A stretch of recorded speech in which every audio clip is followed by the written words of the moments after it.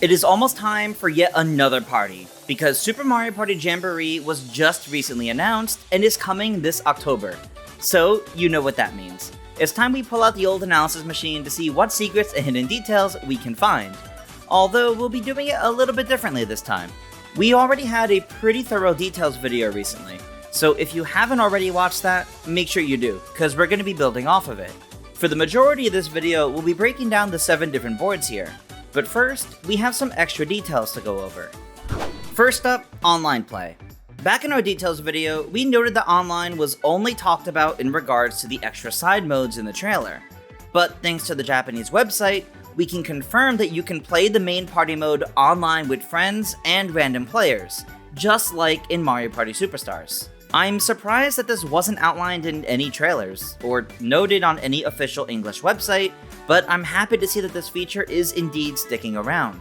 Next, we already talked about all 21 confirmed playable characters, including the potential of Charge and Chuck as a playable character. But since then, there may have been more discovered. If we look at this clip of an island, we can see 4 characters standing by different piers, plus the green toad back in the center.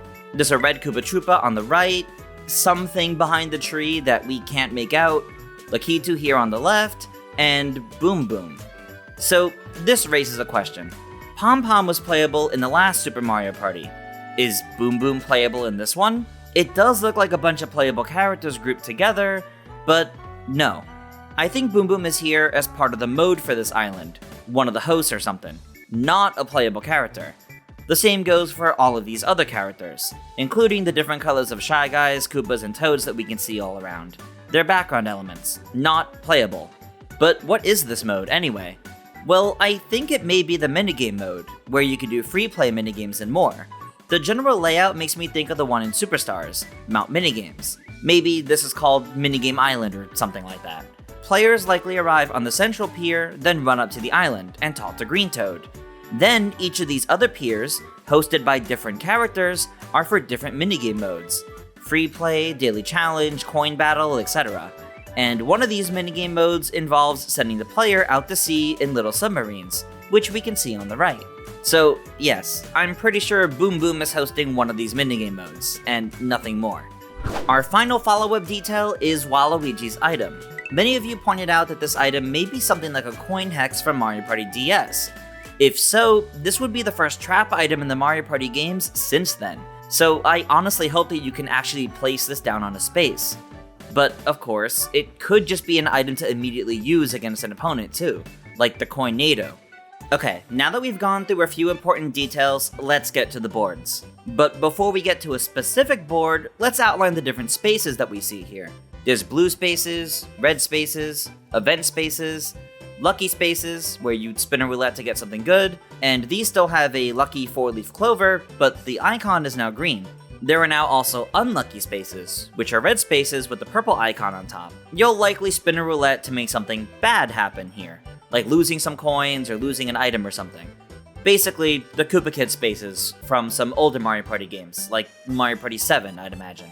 Anyway, we also see versus spaces to make a battle minigame happen, item spaces to have a little event or minigame to get an item, a Bowser space to spin a roulette for something bad to happen or play Bowser minigames, the Chance Time space, which has the chaos of players swapping coins or stars, though the space now looks to be green instead of blue, and of course the Star space, where you buy stars, which is indicated by a yellow diamond. There's also these blue diamonds, which are where players stop moving for a moment, such as to choose a direction at a fork in the road, or if there's something to interact with, like a shop.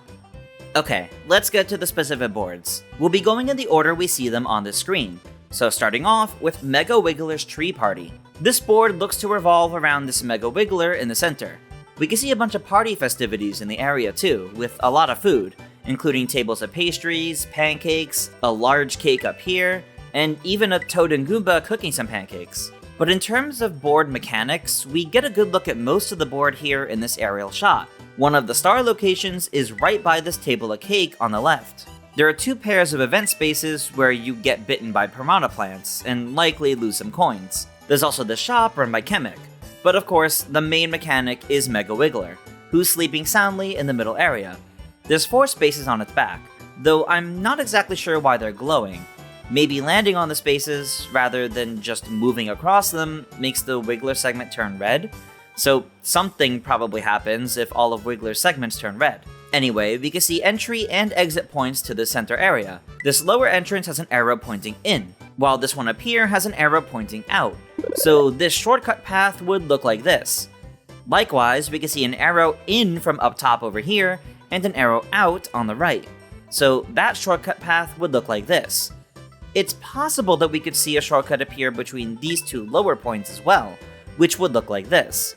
But how would Wiggler move between these different locations? Or what would make it move? Well, we have several event spaces to tell us. We can see 4 different event spaces stationed by little bells. More than likely, landing on this space rings the bell, which temporarily wakes Wiggler, making it move to the next location in the cycle. There's also something to stop and interact with over here near the item shop, and we're pretty sure it's Boo based on the sign next to it. Next up, we have King Bowser's Keep. Of course, the giant Bowser is important to notice here, although we don't exactly know what role he'll play in the board. As a reminder from our details video, Bowser can still be played on this map, since we can see him down by the starting area. We can just barely make out a star space up here by the large Mecha Koopa. The main mechanic here seems to be the warp pipes to reach different parts of the map. There are 2 green warp pipes in the top left, and 1 in the upper right. These all likely lead back down to this one by the start of the board. There is also this red one in front of Bowser, which we're pretty sure you can reach from this red pipe by the lava. Otherwise, it's hard to say what a lot of the other mechanics to the board are. We can see a few points to stop and interact with. This purple area on the left, this large cell in the upper right, an item shop on the right, and the large Mecha Koopa up top. The central loop around the giant Bowser seems to be on conveyors, so maybe the direction for this area can shift. Right now it's moving clockwise, but maybe it can change to be counterclockwise. Moving on to Roll'em Raceway. This seems to be the board intro cutscene at the start. We can see a few colors of Toad and Shy Guy racing around. However, since it's likely part of the intro cutscene, these are not other playable characters, and they're just showing off the theme of the board. Anyway, we can see a point to stop and interact with the pit crew near the end of a full lap. Also, some sort of event space to supercharge your vehicle. Maybe this applies an automatic boost to your next dice roll, such as the newly introduced Turbo Dice. We can see a few points where it seems the spaces fling the player away somewhere else. There's 3 in particular. There are these ones that are glowing green, which are all event spaces, and will launch the player ahead about 4 spaces, to these other green glowing spaces. These event spaces up here are glowing blue, and they'll launch the player halfway across the map, back to the starting area, as we can see from these blue glowing spaces. And we can just barely make out some red glowing event spaces, which should launch to this area we can also barely make out, which are also glowing red. In this overhead shot, we can also make out 2 potential star spaces, and in the trailer, we can even see the star is indeed at one of these spaces. We can also see the spot on the right side of the map for Boo. There's another point to stop at here on the left, but we can't make out what it's for. The main mechanic of the board seems to be all about movement. This is likely the only board that the newly introduced Turbo Dice can be used. Just keep in mind that the Turbo Dice will make you miss board events, as we can see the Boo get skipped. Moving on to Goomba Lagoon. We can see the players in this overhead shot are Mario, Luigi, Boo, and Birdo. And the map is populated by Goombas in little sailor hats. We can just barely make one out in the background here. And we can see quite a few at different points on the map too.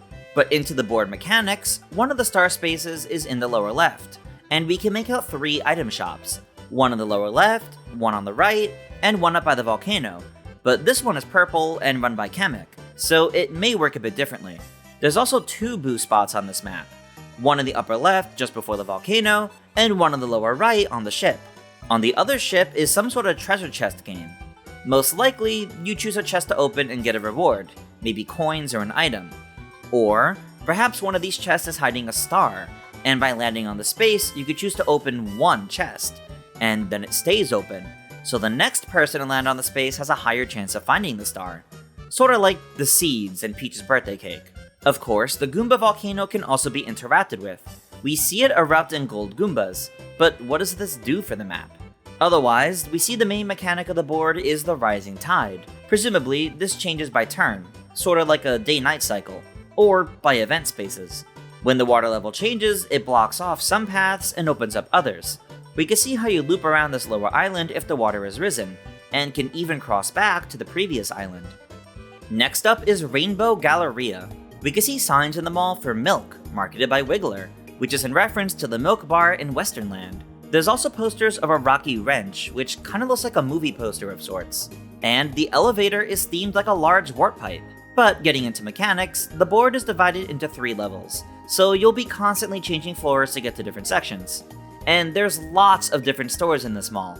We can see a pair of normal shops, one run by a Koopa Troopa on floor 2, and one run by Kamek on floor 1. There's also a store that specializes in Boo Bells, run by a Peepa, and can only be visited by the event space.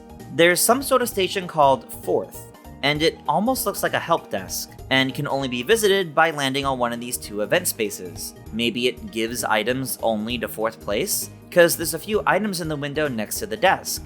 We can make out the yellow dice, which may be a custom dice block, and the triple dice block. These might be some traps or hexes, and it specifically looks like 2 of them. There's also some sort of blue mirror, and some sort of purple circle. Unfortunately, it's kinda hard to make out what these items are. Around the corner is some other kind of special item shop, which can also only be accessed by the 2 event spaces in front of it. It looks to be selling triple dice, but we can't make out any other items. And across the way is another fancy shop with 2 event spaces, but we don't know anything about what this one is selling. And the booth for the board can be found back here. It's kinda funny how it looks like it's a rundown shop that it comes out of. There's also this section that's reminiscent of the lottery game from Mario Party 4. Well, one of the games at least. The one where a colored ball pops out and determines what prize you get. We can see the same game here, and while there's different coin rewards, the grand prize is a golden pipe. This board also has a stamp mechanic. In the upper right, we can see a poster advertising 4 colored stamps, and we can see these stamp stations on each floor. Blue on the first floor, pink on the second, orange and green up on the top floor. But what does getting all 4 Koopa Shell stamps actually do? Maybe it triggers a special sale for the player who got all 4? Or maybe they get a free item? Beyond that, the main mechanic of the board is the flash sale. When it happens, we can see specifically for the duration of that turn, everything is half off, including the star. This means that, yes, stars are normally 20 coins, but because of the flash sale, Ninja gets it for 10. This seems to affect every shop on the map, so I'm sure item play is going to be very interesting here. And of course, we can see 2 places that the star could be, up by the green stamp station and down by the lottery. Moving into classic boards. Since these are returning maps, we're mostly going to focus on the changes here. So starting off with Mario's Rainbow Castle. There's a lot of extra stuff happening around the map now, like Toad sitting at tables and paratroopers holding balloons. In terms of gameplay and mechanics, there's a new item shop near the beginning, but otherwise the board looks mostly faithful to the original. So it's going to be a short run around the entire board, with the main focus being on constantly trying to reach Toad or Bowser to get or lose stars. And finally, we have Westernland. We can see that the Hootenannies are back, with Wiggler running the milk bar back here. And the Shy Guys running the train have this cute little hat on. But into gameplay details and mechanics, the layout of the map seems to have changed a little bit. There's now a split path off of the tracks over here, which would be the lower left part of the original map. So there's some sort of new path over here now. There's also some sort of stop just in front of the train over here, but we can't make out what it is. There's a new loop over here on the right. After the Bowser space, you can loop back up, and either head back to the tracks, or use a skeleton key to open this gate, which now faces a different direction than before, so now you can use it to get back up to this upper right section. And the boos look to be in about the same locations as before, although on the right, it seems to replace the Koopa Bank. And there's a new shop in the upper right corner, unless that is the Koopa Bank. In which case, it's odd that Boo and the bank swapped positions. And with that, that covers everything for our board analysis, plus some extras, of Super Mario Party Jamboree. This game really looks to be iterating off of the design of classic Mario Party boards, and I am so excited to play it this October. And you can bet that we'll be back with plenty more coverage as the game gets closer. So thank you all so much for watching this analysis, and make sure to subscribe to GameXplain for more on Super Mario Party Jamboree, and more from this recent Nintendo Direct. Until next time, farewell.